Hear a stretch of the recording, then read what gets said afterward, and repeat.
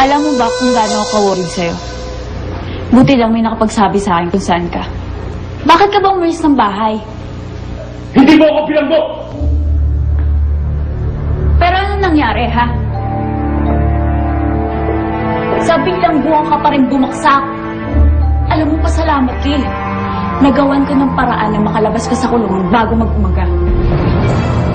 Rosella, ba't hindi ka pa natutulog? Umiiyak ka na naman? Akala mo siguro sinaswerte ka na. Akala mo, nakalokohan. Ilusyonada. Hindi ka naman nagtaka na bakit bigla kang napansin ni Xander.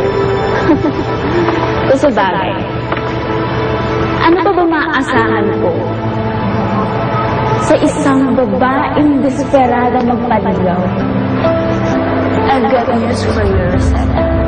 Kaya ka lang niligaw ni Xander. Dahil inutos ko. Dahil sinabi ko. Hindi ko makalimutan yung ginawa nila sa akin. Hindi ko makalimutan.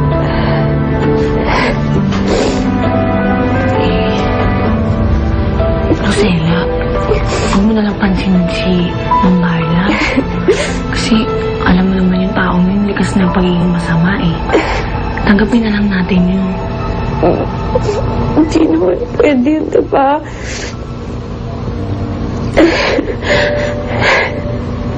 Makita mo naman, Candy. Lahat ng pagpapahirap nila sa akin, tinatanggap ko. Huwag naman nila ako pinaglalaroan ng gano'n.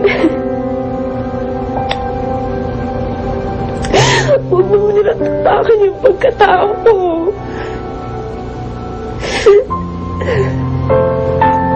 Paano ngayon? Anong plano mo?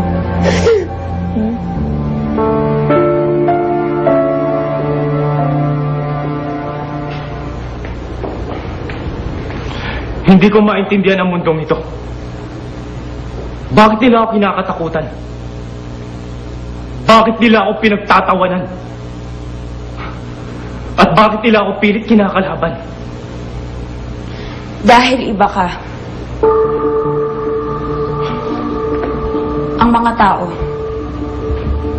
takot sa hindi nila alam. At hindi nila nakasanayan. Kaya sa susunod, pag aalis ka, kailangan kasama mo ko. Gusto ko nang hanapin si Aldinaya.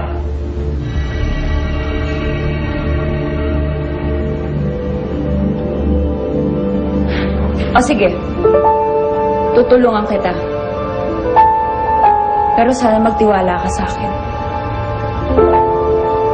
Dahil walang makakatulong sa'yo kung hindi ako lang.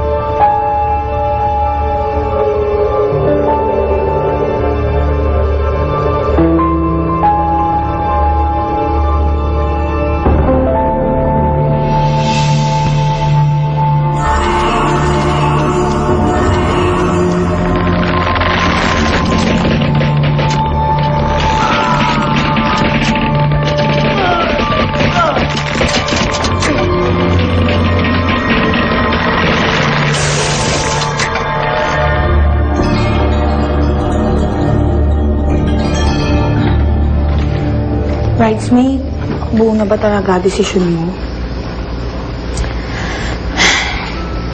Alam mo, kung tutuusin, dapat matagal ko nang ginawa to eh. Hindi ko dapat pinayagan na sinasaktan ako nila Tita Divina. Kita mo naman, diba, tiniis ko naman lahat. Pero, may hangganan din yung pagtitiis ko eh. Gusto mo ba, pahatid kita kay Melchor sa sakayan ng bus? Hindi naman siya eh. Wag na. Tsaka dadaan pa ako sa presinto. Ilinisan ko lang yung pangalan ng lalaking nagligtas sa akin kagabi. Talagang kumbinsido ka, na walang balak na masama sa iyang isang yan, ha? Alam mo, nung niligtas niya ako kagabi, naramdaman ko hindi siya masamang tao. Ay, sige, basta sa susunod, ha? Mag-iingat ka na, okay? Ikaw din, ha? Hoy!